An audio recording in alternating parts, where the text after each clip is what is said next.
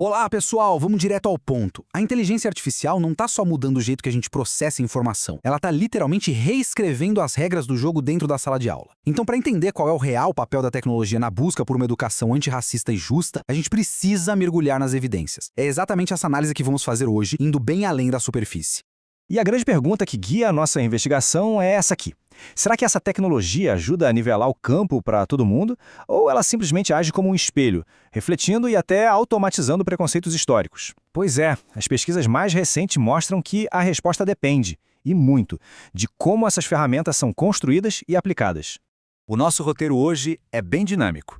Vamos passar pela dupla face da IA, o risco do racismo algorítmico, como construir pontes com a tecnologia, o papel fundamental da mediação docente crítica, o desenvolvimento da fluência algorítmica e os caminhos rumo a uma educação equitativa. Começando pelo nosso primeiro ponto, a dupla face da IA e esse imenso desafio ético e cultural. Olha, o material de pesquisa mostra claramente que a chegada da IA generativa e dessa nossa cultura digital imersiva, que é super impulsionada pelas redes sociais de consumo rápido, está mudando o jogo. Isso reconfigura totalmente a aprendizagem. Existe aí uma tensão constante, sabe? De um lado, a gente tem o objetivo de estimular a autonomia intelectual dos estudantes, mas do outro, o risco real de criar uma geração totalmente dependente, refém de uma tecnologia invisível.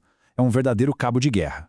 E a literatura acadêmica traz um alerta fascinante sobre isso. Essa transição para uma escrita e um aprendizado mediados por algoritmos não muda só o texto final que aparece ali na tela. Não mesmo. Ela altera profundamente o próprio processo cognitivo de quem está produzindo ou interagindo com o conteúdo. Ou seja, não dá simplesmente para tentar aplicar métodos analógicos do passado para lidar com ferramentas tão complexas do futuro. A gente precisa atualizar as nossas políticas educacionais. Isso nos leva direto à segunda parte da nossa análise, o sério risco do racismo algorítmico e suas ameaças, tanto as visíveis quanto as invisíveis. Os pesquisadores são categóricos em definir o viés algorítmico não como um simples bug, um defeito acidental. Na verdade, é uma característica que muitas vezes nasce de forma totalmente invisível, lá no início, nas fases de coleta e modelagem dos dados.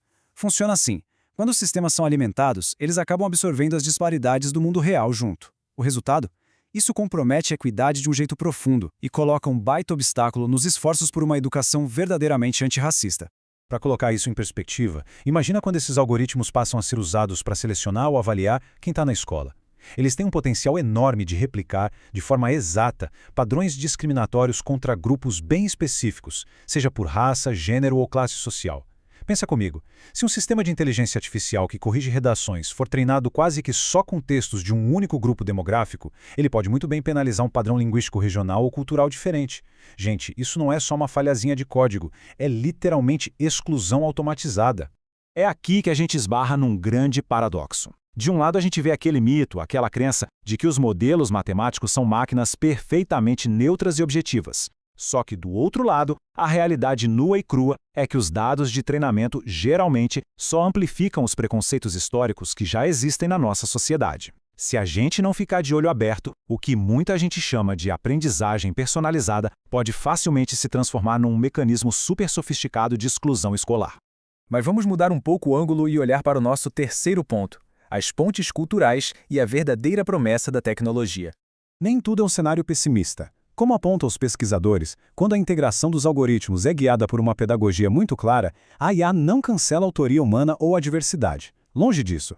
Na verdade, ela pode agir como uma ponte incrível, conectando saberes culturais super diferentes e ajudando a construir uma educação bem mais inclusiva. Um ótimo exemplo prático disso são o sistema de aprendizagem adaptativa. Eles seguem um ciclo bem estruturado. Primeiro identificam perfis, depois ajustam o conteúdo automaticamente e vão dando feedback contínuo. Mas o grande pulo do gato aqui é a metacognição. O que isso significa? Significa que a tecnologia certa ajuda a monitorar a própria aprendizagem, gerando autonomia de verdade, respeitando o ritmo de cada pessoa, em vez de criar dependência. E para garantir que toda essa tecnologia seja usada da melhor forma, chegamos ao quarto ponto: a mediação docente crítica e o indispensável filtro ético e humano. Sabe, existe uma diferença que é brutal na dinâmica da sala de aula. Dá só uma olhada nessa comparação. Sem a intervenção crítica de quem ensina, ocorre uma aceitação cega. A IA vira a dona da razão e atua como decisora principal, com o risco altíssimo de multiplicar aqueles vieses que a gente conversou. Já no cenário com mediação, a história muda completamente. A inteligência artificial passa a ser apenas um assistente analítico, enquanto a pessoa educadora assume aquele papel vital de filtro ético, avaliando todo o contexto e as nuances de cada turma. A literatura bate muito nessa tecla. Automatizar recomendações exige discernimento. É absolutamente necessário equilibrar toda a eficiência dos dados digitais com a prudência profissional na educação. Afinal de contas, é só a sensibilidade humana que consegue captar o contexto complexo das relações na escola. Coisas que, vamos combinar, nenhum algoritmo tem a capacidade de decodificar de forma fria. Agora, não é só quem ensina que precisa se adaptar, certo? Vamos ao ponto 5, a fluência algorítmica e como a gente capacita estudantes. A fluência algorítmica propõe uma virada de chave que é fantástica.